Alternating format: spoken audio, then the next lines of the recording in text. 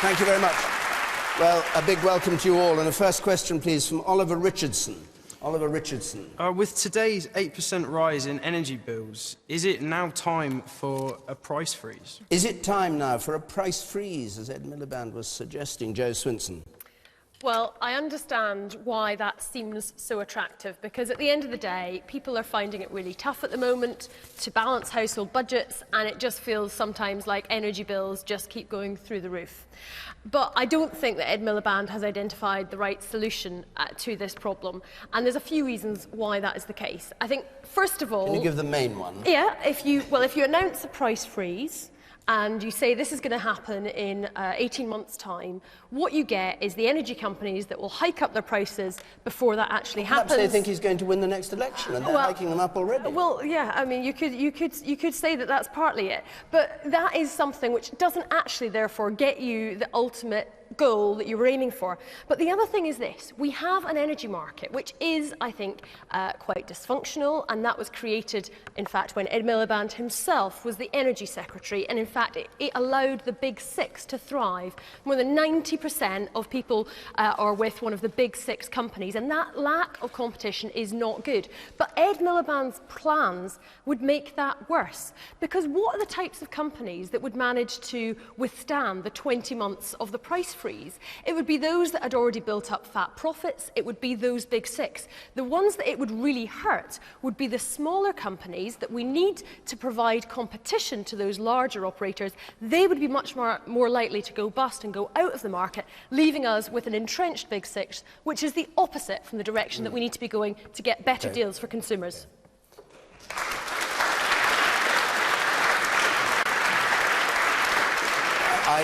I said it as a joke, but do you think there's a possibility that these prices are being hiked now because of what Ed Miliband said about a freeze if Labour came to office? Well, I think there's a lot of reasons why we are seeing... But do you think specifically that? I think that there are wholesale rises in energy prices but globally. Do you think Miliband's statement has got anything to do with it?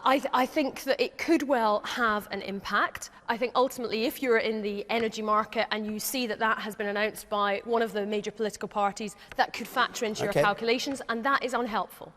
Thank you. Diane Abbott. Joe seems to have been taken in by these big energy companies saying, oh, if the prices are frozen, you know, the lights will go out, we'll go bankrupt. The truth is, it's a rigged market, and the energy companies have been making hay with it for far too long. They put up their price, I think, less than 12 months ago.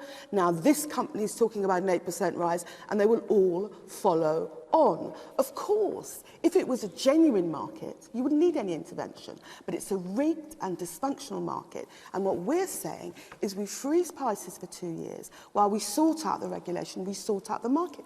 These price rises are very serious for ordinary people, Joe. There will be old people who have difficulty finding the money to heat their homes this winter. And for the government just to wring its hands and criticise Ed Miliband, the government doesn't have a practical proposal which will make energy affordable for people, particularly in East Anglia, which I know can get very cold in the winter, who are going to have difficulty heating their homes. Wringing your hands is not enough. We believe in markets, but we believe in genuine markets. This is a dysfunctional market, and the real problem is the huge profit margin which the energy companies... So you think they should freeze, this government should freeze things now? Well, they won't do it, but that's what they should do, and we will certainly do it when we win in 2015. A number of people with their hands up, and I'll come to you in a second. Before I do, Matthew Parris. David, alone on the panel, you and I are old enough to remember the price freezes in the 1970s. Governments in the 70s tried freezing prices. They tried having a basket of prices whose prices wouldn't go up. What happened? The retailers simply put up all their other prices. It doesn't work. And I'm torn between thinking that this is just a cheap gimmick on Ed Miliband's part, which is what I hope it is, or that he really believes that you can rig markets, fix markets in this way. I wish there was any politician, Conservative Party, Liberal Democrats, or Labour Party, who was brave enough to challenge this assertion that the energy market is dysfunctional. They are typically making profits of 5 or 6%.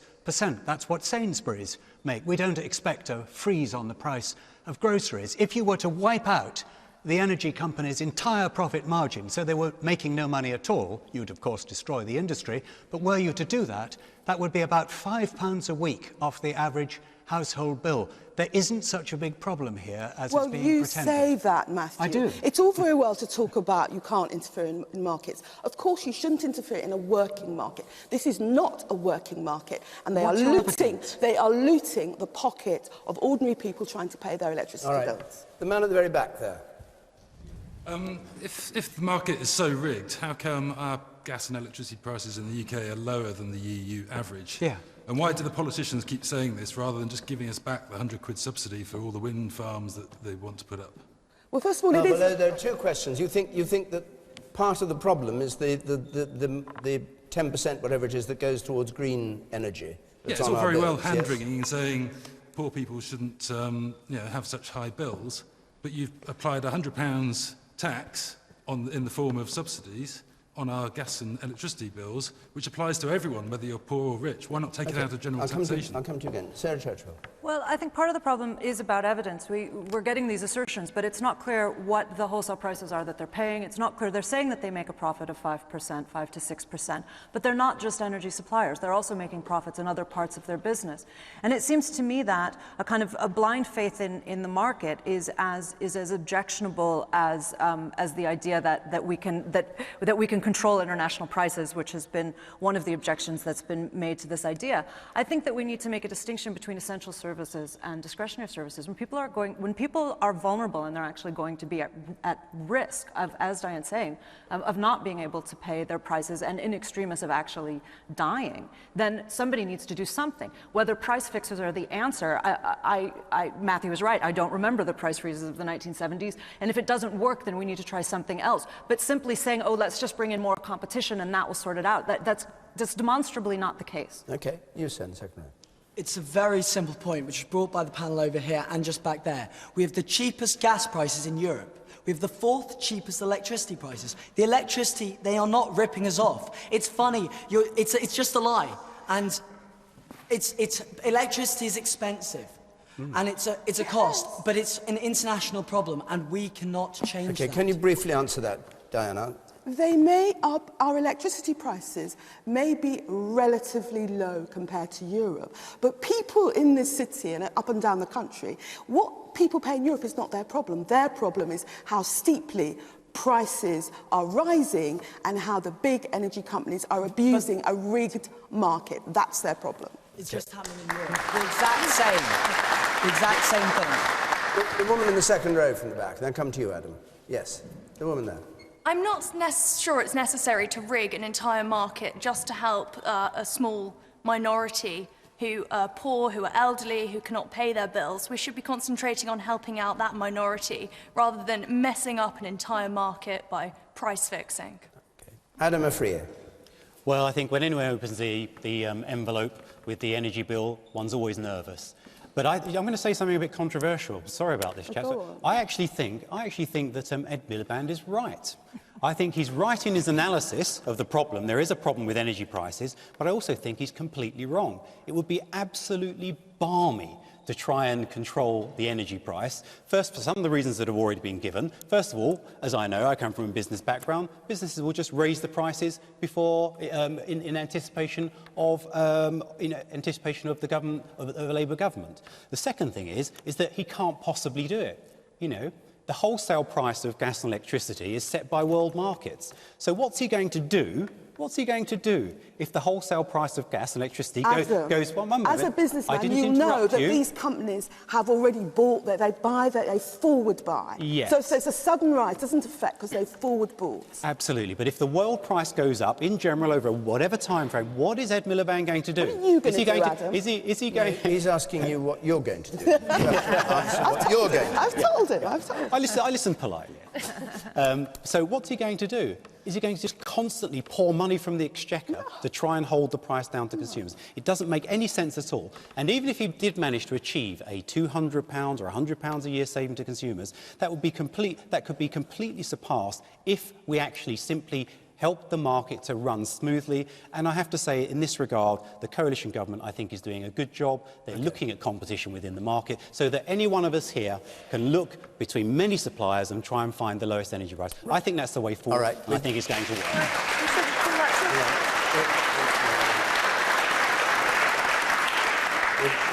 We've got a lot of questions to get through, so I'll just take one or two more points from the audience. You, sir, here.